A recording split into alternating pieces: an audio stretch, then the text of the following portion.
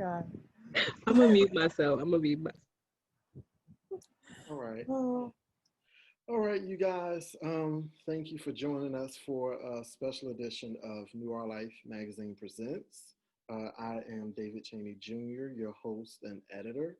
And tonight I have the pleasure of speaking with three amazing noir women about just some tips and some things to kind of help the noir community during this holiday season. So we're calling this session a holiday helping, thanks to Manisha, one of our noir creators, just to kind of talk about what's happening right now with the pandemic and the holiday season. That um, the holidays are going to look a lot different this year in 2020 than they did in previous years. And maybe this will look different for the next year or so. We don't know. But I wanted to bring a panel of experts together to talk about what we can do to help each other and to help ourselves. Um, and I'm going to go through and introduce them by name and the field that they're in, and then they're going to do a short introduction. So I have Manisha White, who is in the mental health field. She's a therapist. I have Kezia Barclay, who is also in the mental health field. She's a therapist as well. And I have Lindsay Killett, who is a public health professional out of New York. It's amazing because we're all representing different parts of the diaspora. You know, we have Manish, who, although based in Philly, she's from California. Kezia is in Trinidad. I'm Philly, but I'm from North Carolina. And we have Lindsay, who's holding it down in Harlem. Harlem. So I'm going to ask if one of these beautiful sisters would just start off with their intro, and then we'll jump into the panel discussion from there. I'll go ahead. So once again, I'm Lindsay, based in New York City. My profession, I specialize in infectious disease and human rights. And I'll just throw in, when this pandemic started, where I was actually at a homeless shelter running a free clinic for homeless individuals. So that's where I started. Although I've moved on from that, I was right in the heart of it when it hit, and I got to bring in infectious disease and then also look out for the humanity of homeless individuals.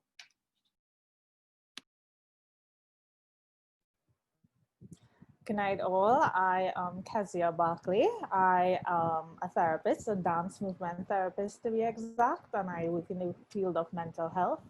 I work with children mainly who have a background in trauma, mental health, and who's also in the court system. So that's my background. And throughout the entire pandemic, we have gone completely virtual. So that has been an interesting thing that I want to even share a little bit about today.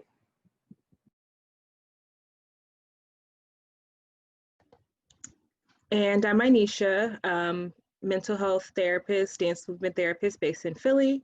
I work in a juvenile detention center. And once the pandemic hit, my behavioral health team, because we're contracted, we got pulled out based on our parent company. And so around June, when things started to lift, we kind of transitioned back into a hybrid model. Like many big systems, city-funded systems, things are slow to change. So it's been difficult doing the hybrid model. Not a lot of infrastructure built in for virtual therapy, which is unfortunate. And to supplement, I guess, the hours that I'm not there, I've started taking on outpatient clients through my parent clinic. So our work has been very different because it's not necessarily safe for us to be in there full time. Mostly because we can bring in stuff for the kids, and also there's a whole infrastructure thing. The way that we work has changed a lot. So it's less treatment and more triage and crisis management. And I'll kind of I guess, add to my small introduction earlier. Although I am the editor of Noire Life magazine, um, during the day, I'm an educator in a local school district here, and I like to consider myself an alternative educator because I'm not in the classroom per se. I'm a college coordinator, and so I basically help students from ninth grade to 12th grade kind of navigate what they want to do in life after high school and through high school, and help them kind of set goals for themselves and how they're going to achieve those goals. So I can kind of give some information in regards to um, in the perspective of education going into the holiday season, because that's something we still need to be very much aware of even in the holiday season. So the first question I want to ask is, what was your initial thought when we first entered the pandemic, entered the quarantine phase? Was everybody on the same wavelength where we thought, oh, it's just a couple of weeks, a month, we'll be back to normal? I'll start with you, Manisha. Yeah, we got pulled out very quickly, like March 13th. And, we were assuming, oh, we'll be out for a month. Maybe by the summer, we'll be back in. So I was thinking maybe 3 months. I think definitely more than a month, but probably about 3 months. Like, oh, summer, everything will be fine. We'll be on lockdown. We'll be back in. So let's just make this short-term contingent plan. And it ain't that. I know, I know. Lindsay, how were you feeling about it, especially being in New York?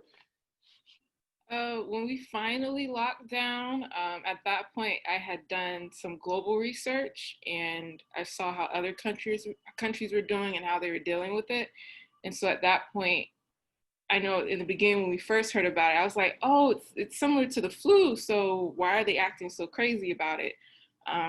But then by the time we locked down and I did more research, I'm like, yes, it's going to be a minute. I'm happy I saw who I did see before this lockdown, and let's just put our gear on and yeah, see where this goes. So. What about you, Kez? So similarly, we thought, okay, this is like the flu. We're going to get over it. Every country has a flu season, and this is normal.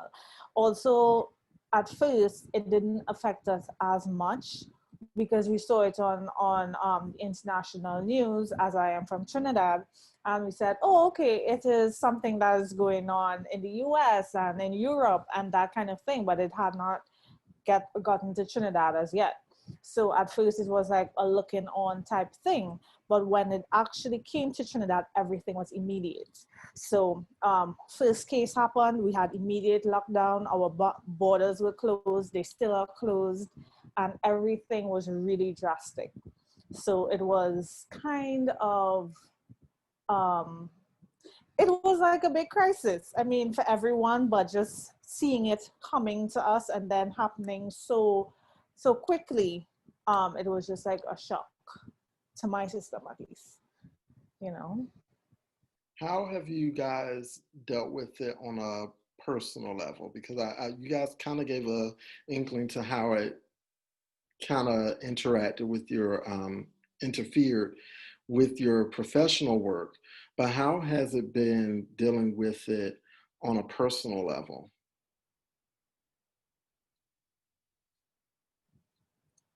Well, I'll go. So for me, it's like every month is a new emotion or a new feeling. Initially, I did not feel any emotion towards it. However, my body told the signs of stress. For me personally, I got a lot of headaches, and um, my sleep pattern changed, and a lot of my indicators happened on a body level, as opposed to me emotionally feeling drained or me emotionally feeling stressed. It happened on my body first, and only now, how many months later, I can feel it in my emotions that, okay, now I'm beginning to actually feel that emotion of stress, and I'm beginning to feel that emotion of burnout. So it's now hitting me emotionally, but on the body level, all the signs were there from the get-go. You know, I'm glad you mentioned that because that's something I've even experienced in the past couple of months, you know, from being in Zoom meetings all day or teaching through Google Classroom.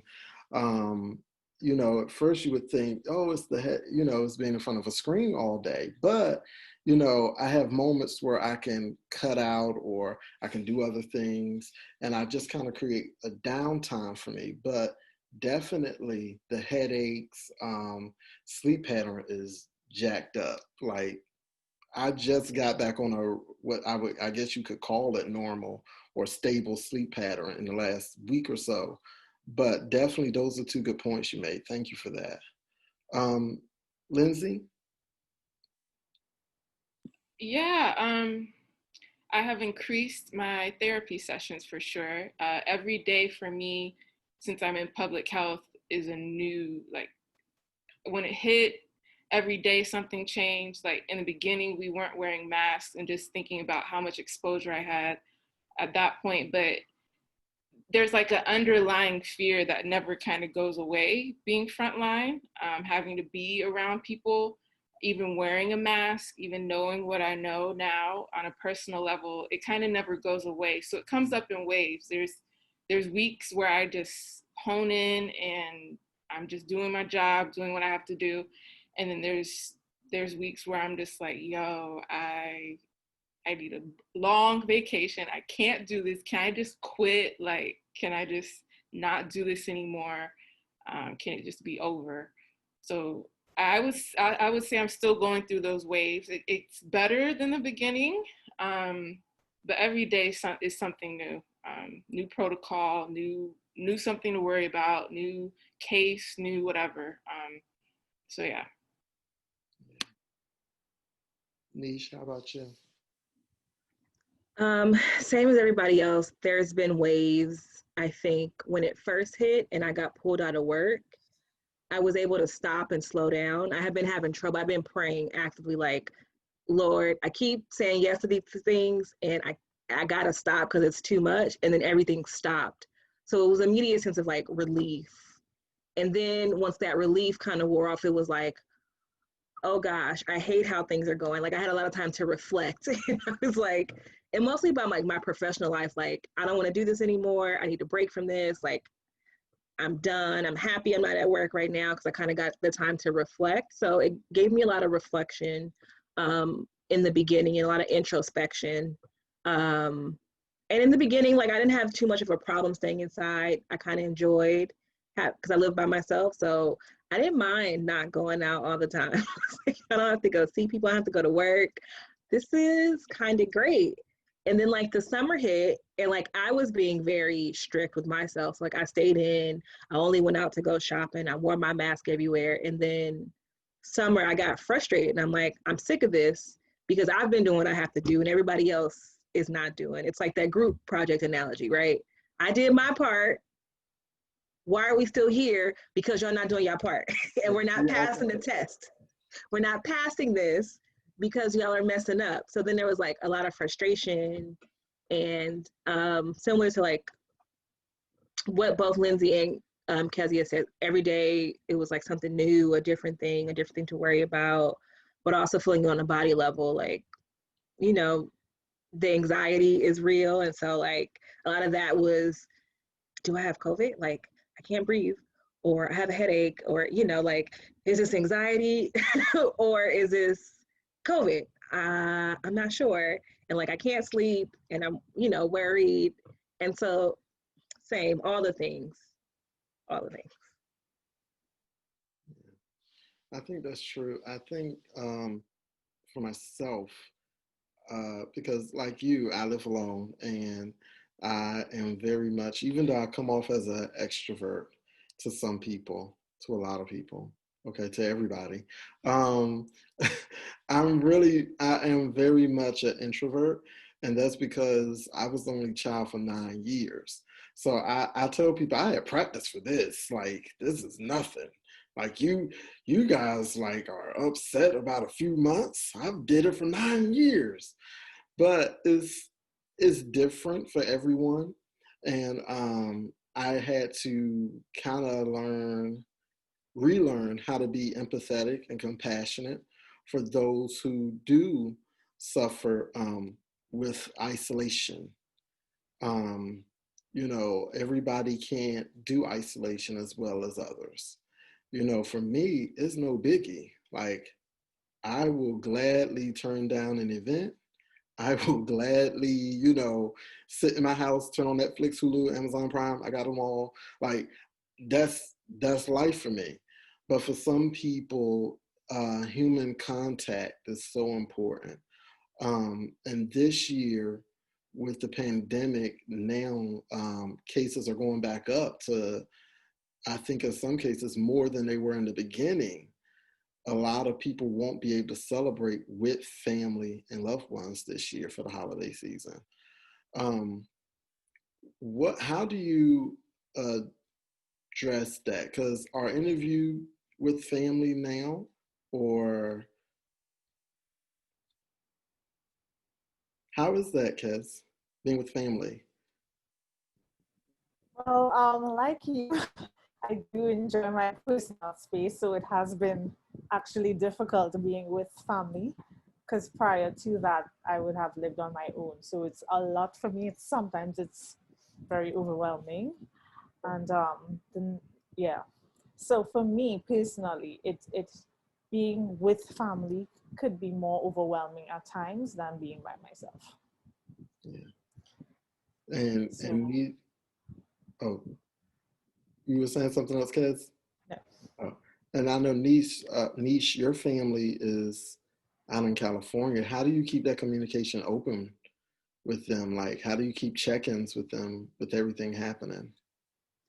I mean, it hasn't really changed because I haven't lived with them in 7 years. So we kind of already had these systems in place.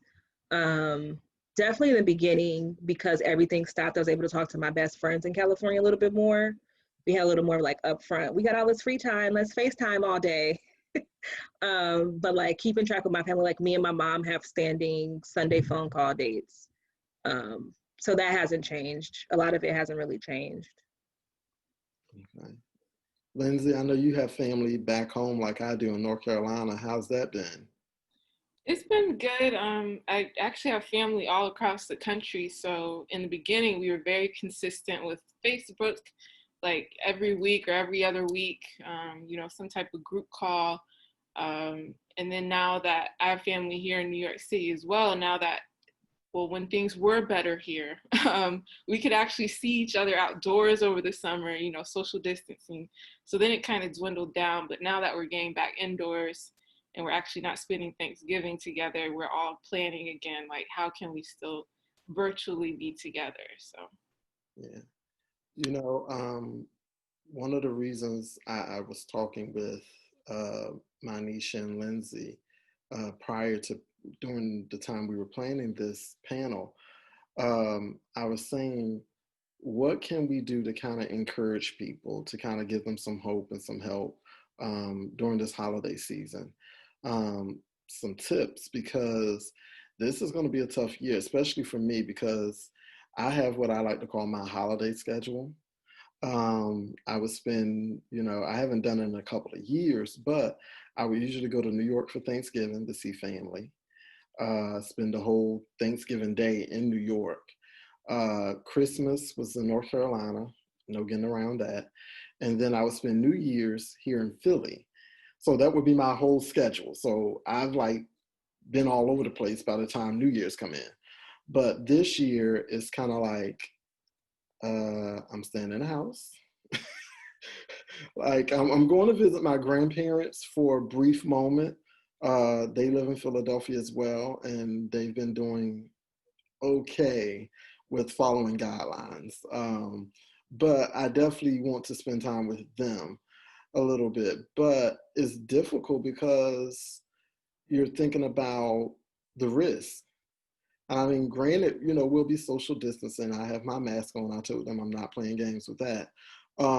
But how how can someone deal with that if they're far away from family, if they're not able to go see family members because of maybe they've been exposed or maybe they've had it, because in some cases there are people who've had it and they're definitely in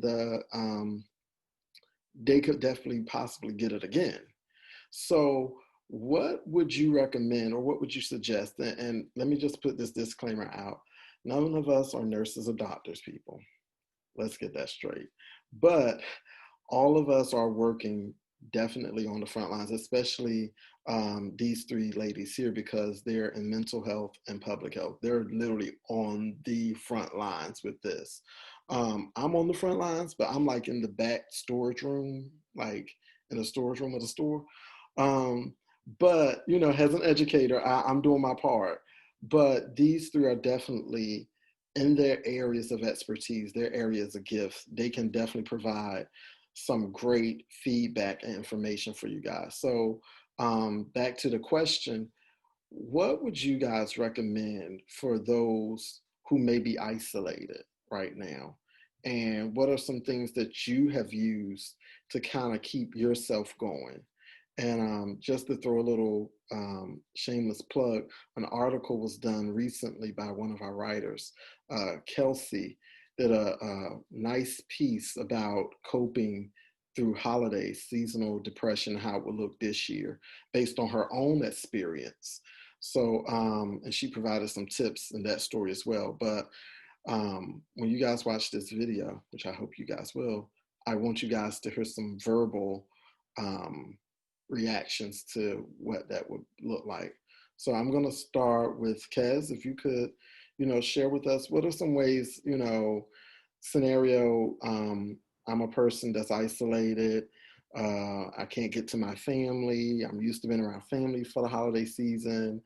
You know, I'm on the edge. Like, what is your advice to a person? How to keep me motivated during the season? Okay, so I have three main go-tos that I would say.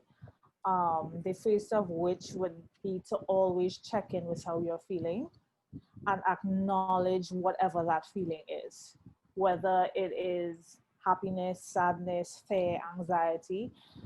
At this point, I would say it's okay to label that feeling, acknowledge that feeling, and yes, you know that it is there. And from that point, you could decide if you're in a place to how we're going to move forward with managing this feeling. But the first step would be to identify what that is or what those feelings are.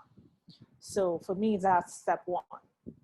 Um, the other thing that I would say is just if you're isolated, really addressing the aspect of loneliness and how do I support myself? How do I receive support in this time of loneliness? Whether it is connecting virtually, getting outside if you can in a very safe way, at least seeing and making contact visually with persons, that tends to help.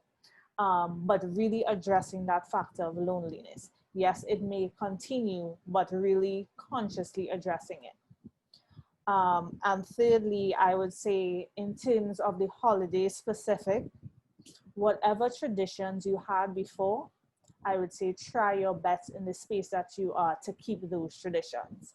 For example, if you usually go home to family and you cook a big meal, or you're accustomed to looking at movies or something like that with your family, I would say try as best as you could in that situation to maintain it. So at that point in time, if it's Thanksgiving dinner, how do you usually prepare for Thanksgiving dinner? You can FaceTime or video chat with your family and still make that meal together. You can still, if you're not big on the cooking, you could still interact with those you usually would while they cook the meal, but be present, be there, and not further isolate yourself by staying away from those regular traditions. It's not going to be normal in any sense of the word, but we're trying to keep those things which are important to you alive and well. acknowledging that yes, this is different, but there are ways that where possible I could keep this tradition going. So you may be able to cook with your family. You may still be able to have Thanksgiving dinner with your family, or whatever the holiday is, whatever the tradition you had, or whatever the tradition you want to develop. That's a good time to continue it or to start it with active plans. So those are my three main things: identifying the feelings, um, addressing the loneliness, as well as keeping the traditions or starting new ones. So that's my I like that. mini. I like that. Yeah, snap, snap. That was good. That was really good. Lindsay, you coming from Public Health Forum, and definitely, I know you mentioned that you started out um, kind of, you were managing a free health clinic during the beginning. Fast forward to now, um, what is your advice for people coming from your forum? What are your tips that you would suggest, especially for those who may still travel? And the reason I asked Lindsay that, because Lindsay is my travel bird, I like to call her, because she's always traveled somewhere awesome. So what would be your advice, even for those who still, they just gotta go see grandma, they just gotta go see mom or dad or whatever the case may be? My advice would, number one, would be wear your mask. Wear your mask. I don't care if you go down the street to the grocery store. I don't care if you want to stand on the corner and get your mask. That's step one of all the steps in the world. If you're going to leave your apartment or home, whatever, wear your mask.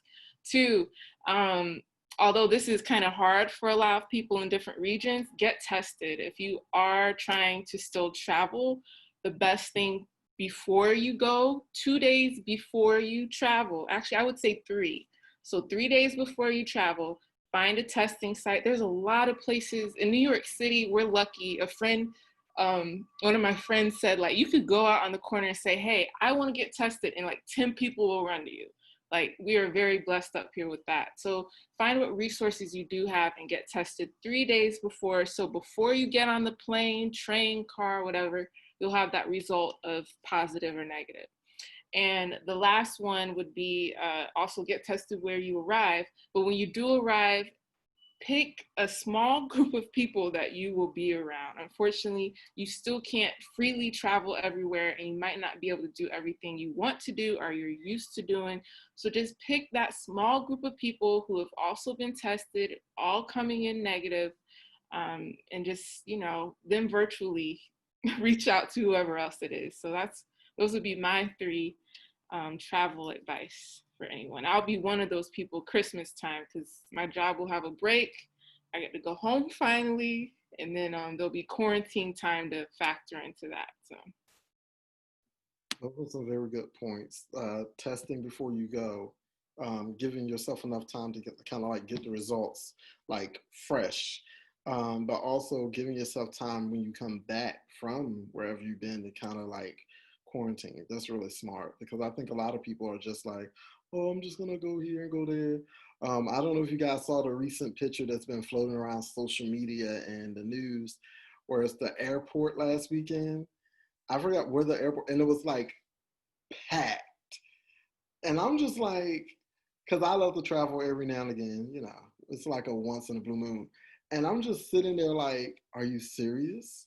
So no one got this memo. But part of it is cabin fever. And that's something we'll dig into. We kind of touched on it, but we'll dig into a little bit later.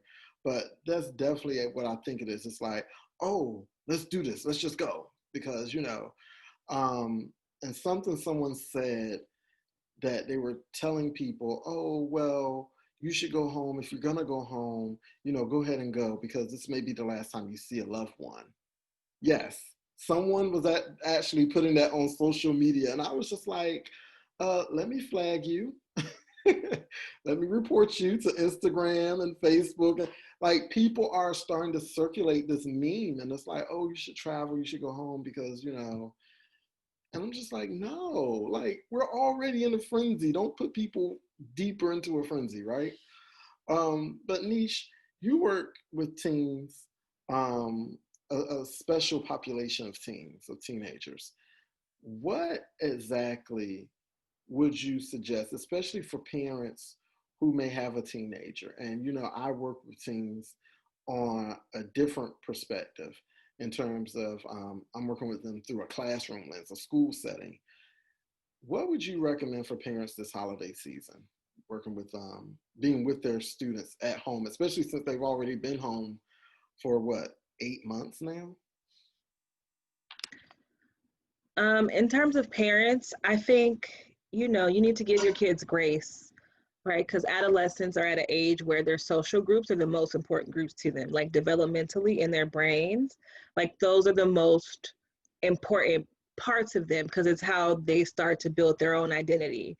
And so being removed from those people is hard. Like, how do I compare myself? And then you only have, like, social media, which can do a lot of damage, psychologically to teens and just all of us, for real, for real. So I think give your kids grace, right? So understand that it's not normal, right? They have been ripped out of their main social group at school, their socialization time, right? They're not able to go outside. I hope they're not going outside as regularly. Um, I hope. So give them grace.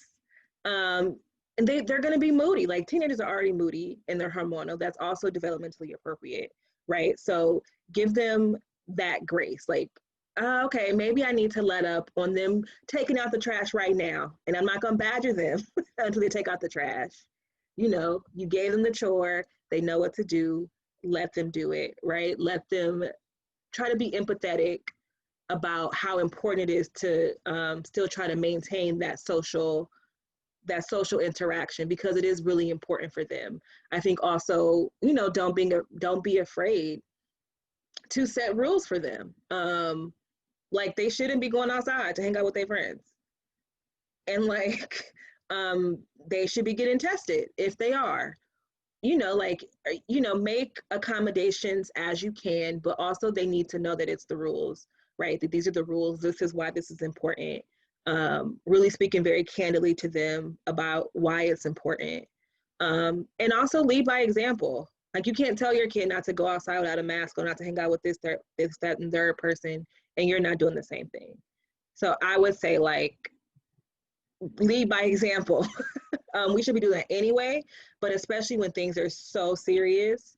And although kids may not be affected as much, they do have effect on other people, right? So like your kid may be asymptomatic and go over to grandmom's house to help grandmom, and grandmom's not, grandmom's at risk. So I think that's a real, we have to push home to the teenagers, although you may not get sick, you can make grandmom and pop sick, right? And I think those would be the things I say. Have grace, lead by example, but also enact rules and let them know that this is important and it's serious. I know when school started back up back in September, we were definitely making a lot of phone calls to families, seeing how we could support, because, it was the beginning of the school year. We didn't want to pressure parents and families because we're in the middle of a global pandemic. Like the last thing you want as a parent is a teacher or administrator calling home and badgering you about something that's at the bottom or not even on their list of concerns, right? But what I would recommend to parents is set aside a game night or a fun night to take your mind off this new normal that we're going through. And that could be, that could be something as simple as a movie on Netflix, and not a serious movie, guys. Some things are just so serious. We're living in a very serious time. Put on a funny movie, put on something corny, just have fun with that. Do a cook night. It's a great time for kids to see the original Home Alone. Like they should know that. Preach. You should be teaching your kids the right things. Okay. Like let them see some 90s stuff. We have all those great Black shows that's up there now, Moesha, 101. half and half. I'll keep going, they're too young for girlfriends. They're not old enough for that yet. Wait till they get in college, maybe senior year in high school. Yeah. All right. Um, but definitely, find time to make it family time. And to kind of piggyback off what you were saying, Niche, um, making it kind of enact that has a rule and give them grace for it, because you still want to give your team their space, but also make it like, you know what, Friday night is mandatory family night. No phones from this time to this time. Maybe from 5 to 8, no phones. We all gonna be the family. We gonna be meet in the living room. We gonna meet in the basement. We gonna do whatever. Like we just gonna be family. Another thing I would also suggest, because these are things I'm talking about outside of school setting, because the babies are getting enough school stuff. I would say do do a little field trip around the neighborhood, but pick a certain time to do it. So this may sound a little weird. This is what I did, I want to say, during the summer, when cases were we had kind of what they call flattened the curve a little bit. I would go out early in the morning and I would just walk around my neighborhood. I would walk for like 3 or 4 blocks, um, fresh air, people taking their dogs for a walk. And it wasn't crowded. It wasn't a lot of people, wasn't a lot of traffic. And it was just so peaceful. Take your kids on neighborhood walks. There's certain times you have to do it. Let's be real.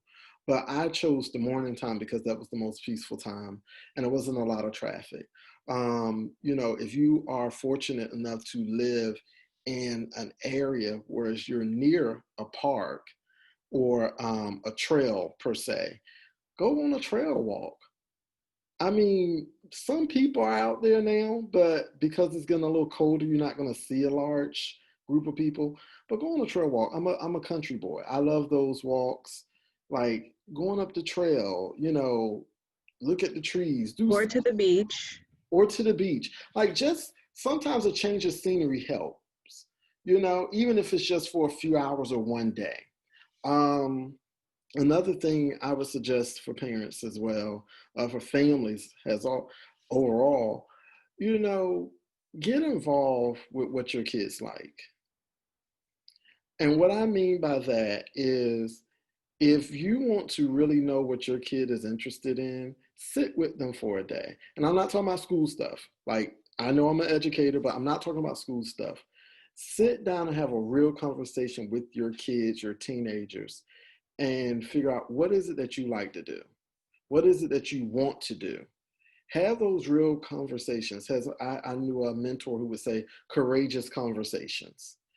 That may be playing Call of Duty with your kid for a couple of hours. That's okay. That's fine because it takes their mind off of what's going on outside. And I don't want you to think that we want you to be oblivious to what's happening, because that's definitely not it. But we want to be able to create a safe space for our families, for our parents, for our children, so they can feel, you know what, it might be crazy out there, but I know at home, I can be me. I can be who I am. So that's my little spiel on that. Um, but Can I just jump in for a quick yeah, sec before definitely we? jump in. Yeah. So, in terms of the parents, I would also say, as Manisha was saying, give your kids grace. I would say for the parents, give yourself grace as well, Yes. because parents are going through a lot, and they also have to be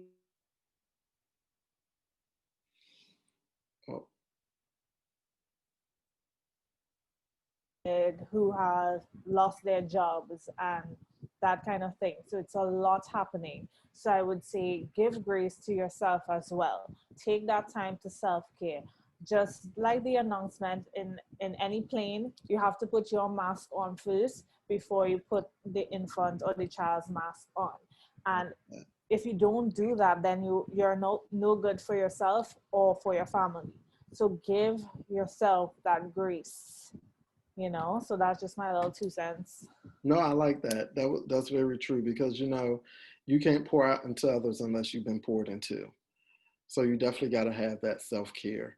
Um, you know, during the holiday season, you know, we hit on a couple of items, but you know, during the holiday season, if you're the person in the family that's organizing and coordinating stuff, sometimes it can be a little difficult having that self care. What does self care look like this year in a pandemic? What are you guys doing for yourself? Um, Therapy is probably the most accessible that it has been in a very long time. We have been able to do mental health care in a way that people said it wasn't possible, right? Pre-pandemic, virtual therapy, teletherapy was not a thing that was widespread. You know, you had the smaller apps that were coming up, but go to therapy. Like you and your kid, you know, and I know everyone has different financial needs, but if you have a job that has EAP, the Employee Assistance Program, that's free therapy that your job pays for, use that. You know, if you are maybe don't have a high income, I know at least in Philly, they just released resources for low income or free mental health services. Like utilize all those things, right? I think that self-care is taking care of your mental, because this is a lot. It's a heavy load for adults, like across the lifespan, for adults, children, teenagers, older adults, like for all of us. It's a lot. And something that I've been trying to do, like giving myself grace and just like, you know what? Usually I like to spend Saturday and Sunday like making sure my house is clean for the week to come up. And I just have not been able to keep that up. Like I have not been able to do that every week, and just, okay, well, you know, maybe next week. I'm not gonna let it get out of control, because that can also indicate another issue, right? Maybe depression if it goes on too long. But just let some of the standards that we had normally go. Just loosen them a little bit. Don't let them go, but like you can loosen them up. And I think self-care is listening to your body. So as Kezia was saying earlier, your body tells you all the things, right? It gives you all these cues and triggers. If you're not able to articulate it verbally, your body will tell you, why am I having this headache? Why am I having this stomach ache? And indulge your body in the way that it needs to. So that means not overindulging. So yes, it's Thanksgiving and we like to pig out, but this is a great time, since you're maybe hopefully by yourself, that you don't have to eat everything. You know, you can eat a little bit lighter. Or if you need something heavier, like if you're a person that maybe eats really light and you need something a little bit heavier to sustain you during this time, that's also okay. It's a great time to like exercise or stop exercising. Just like take care of your body and listen to it. If you need to rest, if you feel tired, let yourself rest. Sleep, take a nap, right? Soak in a tub, just do nothing for a little bit. So definitely listen to your body. That's taking care of yourself. To piggyback on that, for the folks who have been frontline out in these elements and streets of all this, usually holiday time, we do get a cycle of some days off, completely unplugged. Like come Thursday, my supervisor said, don't do anything for Thanksgiving. Honey, what I say, I'm not doing anything. Like I have my specialty thing I'm gonna cook, but once that's cooked, my work phone's gonna be dead. I'm not even gonna charge it. I'm closing all tabs. Like when I say I'm unplugging, unless you're dying in your family, that's the only way you'll get to me. If you're anybody else, I'm sorry. So this weekend, this week, if you are a frontline out in these streets person and you get some holiday time, you use that time. I'm saying actually somewhat isolate yourself at that point, because at this point you probably haven't had the time. Like, you know, of course, stay connected with the loved ones. Don't go too far with it. But like, if you need that you time, this is the time. Enjoy.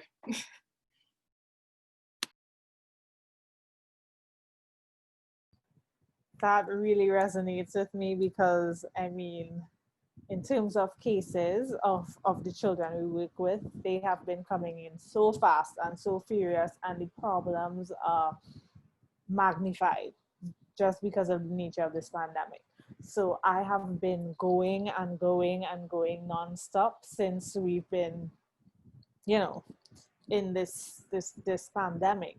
So for me, what I do for self care when I can is go to the beach. Remember, guys, I'm on an island. Hear me. So once the beach is, once we're not in complete lockdown where we can't go anywhere but grocery stores and pharmacies, um, then I go to the beach. I am a real water person, and beaches, rivers, waterfalls, anything like that resets me completely. And to be quite honest, when all of that fails and I can't go outside, I take very, very long showers because that's what water does for me. So even if I have to be at home, I am going to stand in the shower, sit in the shower, whatever it takes to get that me time. I also run away and hide in the bathroom a lot when I don't want to be found. So, I know I could get like a 10-minute self-care time in the bathroom. And for me, every day I need at least 10 minutes to just catch myself and, center myself. So self-care for me sometimes wouldn't be something big, but if I could get a 10-minute bathroom break and do absolutely nothing, that is helpful for me on a daily basis. So I have like the mini self-care day by day, and then when I can weekly, I would go to the beach or something like that, or whatever it is. If it's an outside something, I see how I could make it doable inside, So that's it in terms of self-care. I like that. You guys had some good stuff. I also want to say, not overindulging, do not shop your way out of this pandemic. Okay.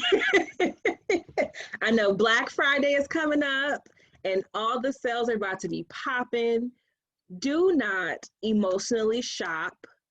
David, you hear me. Do not emotionally shop, because once the chips fall and January 1st come and you get that bill that you can't afford, right? And your credit score and your savings goals and Are your you savings talking to the account. people or to us right now? I'm talking to everybody. Just like we unplug in from social, unplug for Amazon. So buy your gifts, do not overindulge, because you're going to have another problem on top of being in a pandemic still. It's not going to go away. You're just going to have more bills with less security. That might not be a fan favorite, but I'm going to tell you. So, what you're saying is we should not partake in too much shopping because it's emotional shopping, and we're going to have to deal with it later. Yes.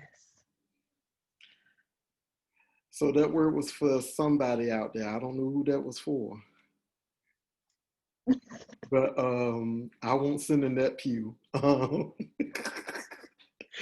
just saying. No, but that's true. That's true, because we do a lot of just like people emotional eat, because I'm guilty of that as well. We emotional shop as well, and that's men and women. I think all of us do it. But I know, and that's crazy, because that's kind of like, I mean, it can be self-care for some people. You know how some people do. I saw it on an episode of Girlfriends where Joan was like, she went, what did she call it? Something shopping. I forgot what she called it, but she went shopping to make herself feel better. So retail therapy is real. Retail therapy, yeah. So some people do that. So I'll say this for me, and I started this. It's funny because I started doing it last year. A coworker of mine said she did this thing where she's a herbalist. She would come home and she would just soak her feet every single day. And I was like, really?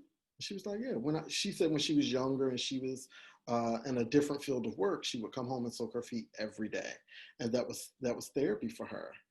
And so I started doing that last year prior to the pandemic, prior to this year. And then this year I ordered, don't judge me, I ordered like one of these big tin wash tubs like my grandma used to have. And I was using that, but then I just happened to like my phone opened up to Amazon one day, like, oh my goodness, what happened? And there was a electric foot spa that gives you the bubbles and it keeps the water warm. I have one too. And so, well, now I have one because I ordered it. I ordered that one. And I felt like that was a sign. And so every Saturday night, that's what I'm doing.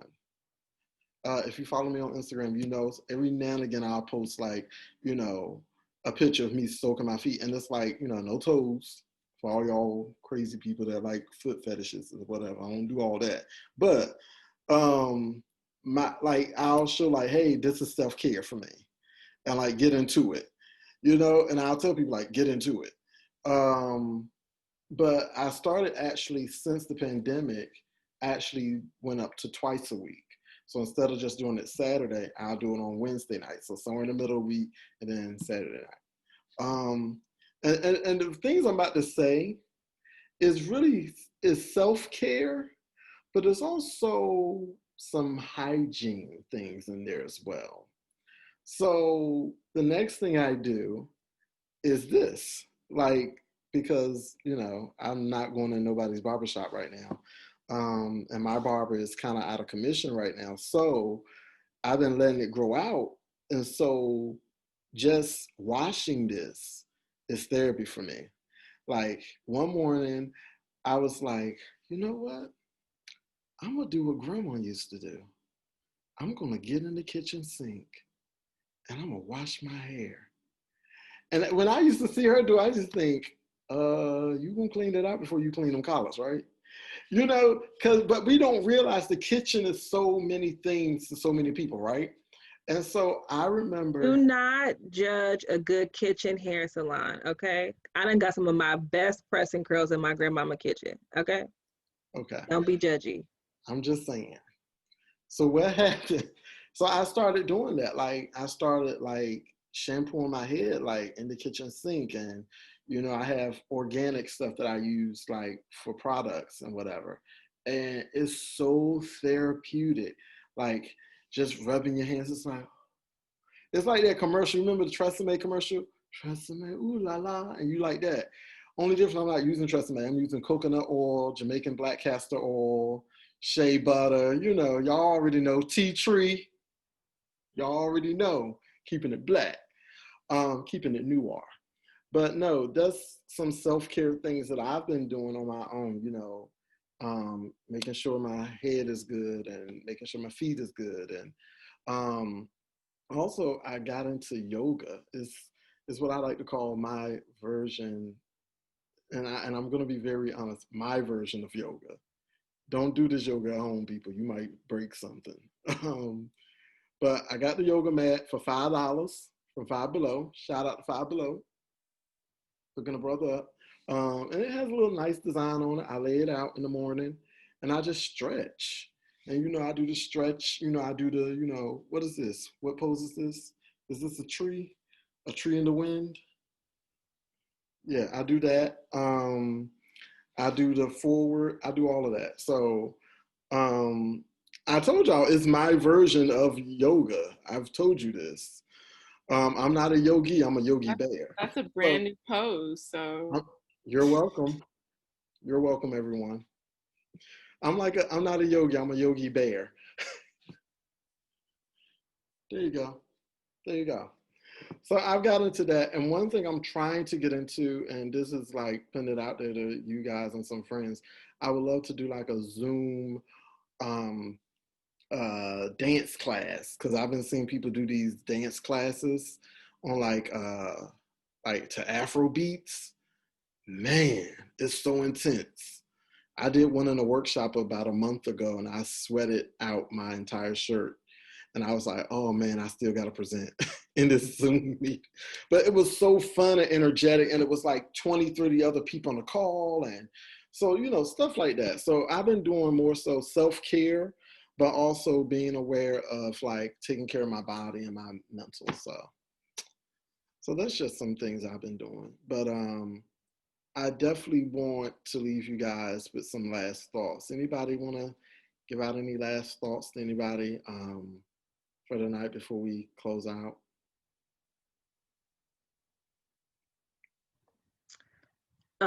I just want to shout out to Black people around the world. The fact that you're getting up every day and going to work or to school, you are doing enough, because this pandemic has highlighted a lot that we've been going through and we've still been having to navigate. So I just want to say, if you're doing the bare minimum, then you're doing enough. However you have responded to the pandemic and to racism, the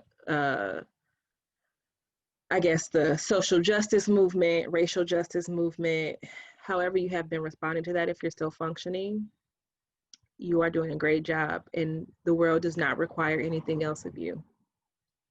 You are enough, and what you're doing is enough.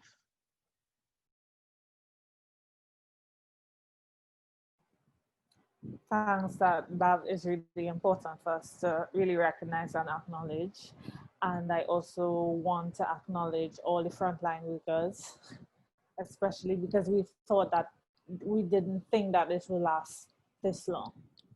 And we keep going and going and going. And just a bit of encouragement and a thank you as well to all frontline workers. And just to everyone, just for, as Manisha said, waking up each morning and, doing the best that you can, even if, as Manisha said, it's the bare minimum, that's okay. We are in a pandemic, so as we said before, give grace to yourself and give grace to others. And I like to say, just, protect your peace as much as possible. Take what we've said, and it might feel selfish. Like, we've seen so much suffering, so many people losing jobs, getting sick. We've seen some of everything this year alone. It's like a big wave just came at us this year of everything you could imagine. So just protect your peace as much as possible. It's not selfish. It's just a way for you to be able to keep doing what you need to do for the greater good. So. I would like to say thank you to our frontline workers, our nurses, our doctors, EMT, law enforcement, therapists, and just public health workers, case managers, social workers, all those people that we tend to forget about that are still out there, doing the thing. Just thank you so much. Even to the delivery drivers, delivering, pizzas and food to folks, and just, it may not even be just that. You may be delivering groceries or even medicine to people. To our postal workers who are still out there making sure that we still have somewhat of a decent holiday. Definitely thank you guys for that. To our teachers and administrators who've been rocking this thing virtually for the past 8 months, when I know a lot of you may not have been trained in how to run a class virtually, but shout out to you guys for doing that, and to the administrators just across the board who are stepping out of their comfort zones and are digging in their heels and doing what needs to be done. We've been through a lot this year, everyone, especially here in the Black community. And I applaud us for being who we are, being resilient. I applaud you three ladies for taking time out of your busy schedule and joining me tonight and discussing these things, because if it's one thing I love to do, I love giving back and I love sharing experiences and stories. And that's what we are about here at Noire Life Magazine. And I definitely wanted to do something special. You know, it may not be much, but it's something. I wanted us to, you know, share something with people to kind of keep them going during this holiday season, because this will be a tough holiday season. Um, and it's going to be like, it's not going to be like any other. So we definitely have to make sure we're prepared for this and moving forward. But thank you guys so much. Thank you guys for watching, and definitely tune in for the next episode of Noire Life Presents. We're going to provide some information, some resources in the information bar, as I like to call it, for you guys. So if you need information, I'm also creating a COVID-19 resources page on our website. So that way people can click on the link and go right to the web page and get whatever resource you need. So definitely look out for that. All right. Thank you guys and have a happy holiday.